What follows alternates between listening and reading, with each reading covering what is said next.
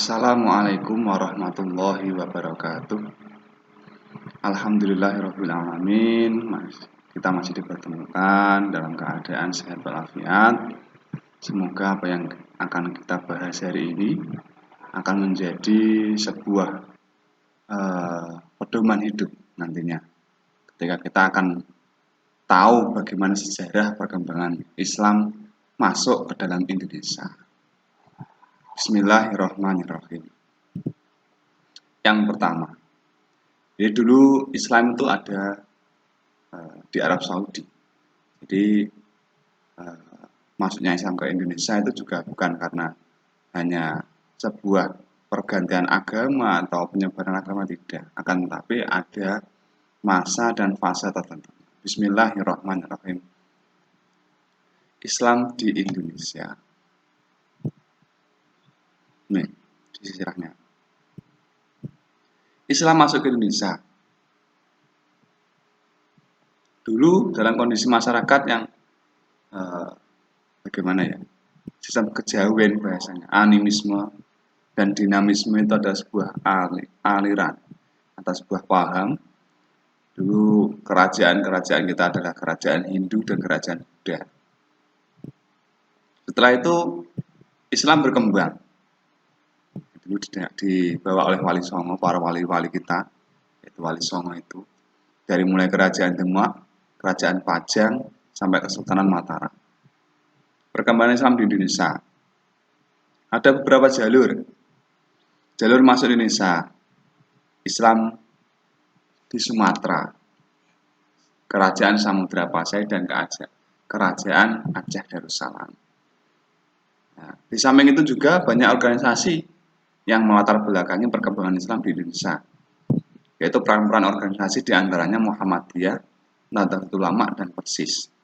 Oleh karenanya, marilah kita bahas satu persatu. Bismillahirrahmanirrahim. Indonesia pra-Islam. Dulu Indonesia ada namanya animisme. Animisme itu mempercayai sebuah roh, ya nenek moyang bahasanya. Nah, itu dinamisme. Dinamisme itu kalau di dalam Islam kita bahasanya yaitu musyrik lah. Mempercayai suatu benda, tumbuhan atau keramat lah, sebuah benda keramat. Di dalam agama dulu ada namanya dua agama di Indonesia, yaitu Hindu dan Buddha. Nah ini contoh peninggalan dari agama Hindu, yaitu Candi Prambanan. Nah ini peninggalan dari agama Buddha, yaitu Candi Borobudur. Jalur masuknya Islam ke Indonesia dari Arab Saudi, dari Damaskus, Baghdad, Gujarat, dan Sri Lanka, akhirnya ke Indonesia. Ini jalur utara. Dari jalur selatannya yaitu dari negeri Yaman, Gujarat, Sri Lanka, sampai Indonesia. Ini jalur selatannya. Jalur masuk Indonesia, Islam ke Indonesia, Arab Saudi langsung ke Indonesia, dekat. Oleh karena itu, makanya setiap apapun yang berkaitan dengan Arab Saudi cepat. Kita itu dekat dengan Arab Saudi. Ini basis penyebaran Islam. Dari Pariaman di Sumbar, Sumatera Barat, Gresik dan Tuban, Demak, Jateng, Jatim, Banten, Palembang, dan sampai menyebar ke seluruh pelosok Indonesia.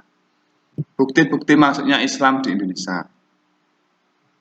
Berita dari Arab, yaitu di bawahnya pedagang Arab yang berdagang pada abad ke-7. Jadi dulu orang Gujarat, orang Arab itu datang ke Indonesia untuk berdagang dan menyebarkan agama Islam. Ini contohnya. Berita dari India, pedagang dari Gujarat berdagang ke Indonesia. Pada abad ke-7, Muhammad Ghor menyatakan para pedagang mempunyai peranan penting dalam penyebaran agama Islam. Nah, ini foto dari pedagang Laksamana Cheng dari Cina. Nah, ini daerah-daerah negeri, buktinya makam Siti Fatimah, ya, di Gresik itu. Itu baru tulisannya dari Arab Saudi, bertuliskan Arab. Nih, yang sering ikut kemana itu? Wali Songo, ziarah wali. Makam Syekh Maulana Malik Ibrahim. Makam ini didatangkan dari Gujarat langsung, yang berisi tulisan-tulisan Arab. Ya, nah inilah para wali kita. Para wali yang menyebarkan agama Islam di tanah Jawa. Ini tembang yang diciptakan oleh para wali. Lir ilir. Oke, sekarang kita masuk ke dalam sejarah para wali. Yang pertama itu Sunan Gresik. Nah, Sunan Gresik itu silsilahnya ini.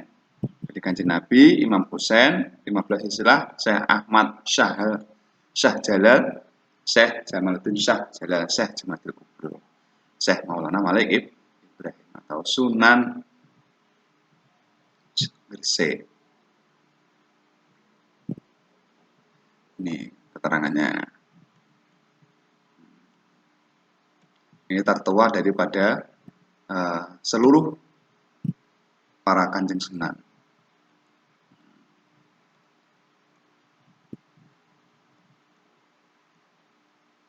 Ya.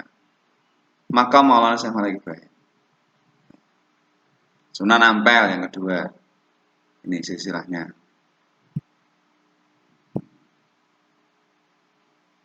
Jadi semuanya para wali itu berkesinambungan langsung kepada kanjeng Nabi. Makanya diarani wali. Ampel.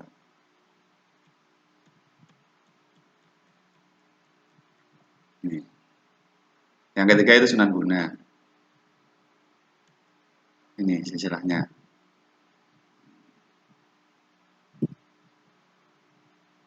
Ya. Sunan Guna. Ini latar belakangnya. Sering ini diceritakan pada waktu kita ziarah. Ada bukunya juga kan? Di buku juga ada.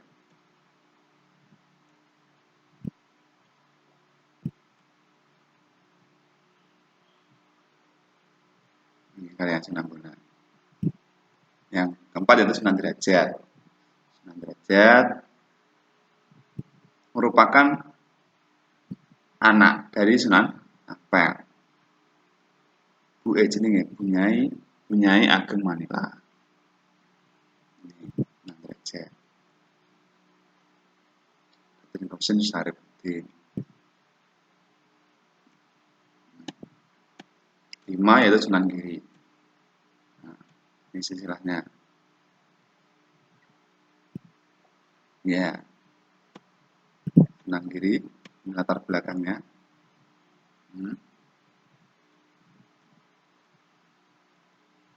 Ini makamnya Sunan Kalijaga. Ini merupakan sunan yang keturunan dari kerajaan. Ya, Adipati itu. Oke. Lanjut. Nah, ini latar belakang Sunan Kalijaga. Sejarah hidupnya diperkirakan Sunan Kalijaga diperkirakan mencapai umur lebih dari 100 tahun. Dengan demikian, ia mengalami masa akhir kekuasaan Majapahit berakhir di Kesultanan Demak, Kesultanan Cirebon, dan Banten. Karena Sunan Kalijaga terkenal. Sunan Kudus niku yogane Nyai Ageng Manila. Sing rapi Sunan Mudung rapi karo Saripah.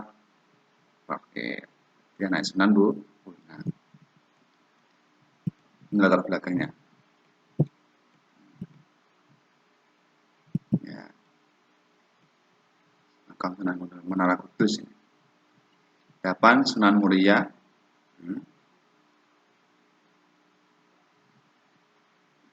Dia naik Dewi Saroh sama Kanjeng Sunan Kalijaga. Nih silsilahnya. Makamnya terdapat di Gunung Muria 8 km sebelah utara kota Kudus. Ini paling tertinggi di puncak menara kota Kudus. Ini penyebarannya. Yang terakhir itu Sunan Gunung Jati. Nah, Sunan yang terakhir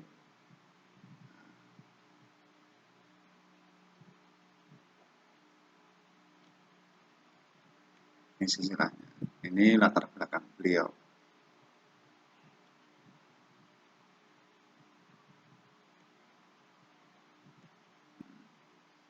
Inilah media dakwah daripada sunan-sunan yang ada di Indonesia. Minggu depan kita lanjutkan. Semoga apa yang saya sampaikan bermanfaat. Semoga kita dijauhkan dari segala macam virus COVID-19. Allahumma amin. Sekian dan terima kasih. Assalamualaikum warahmatullahi wabarakatuh.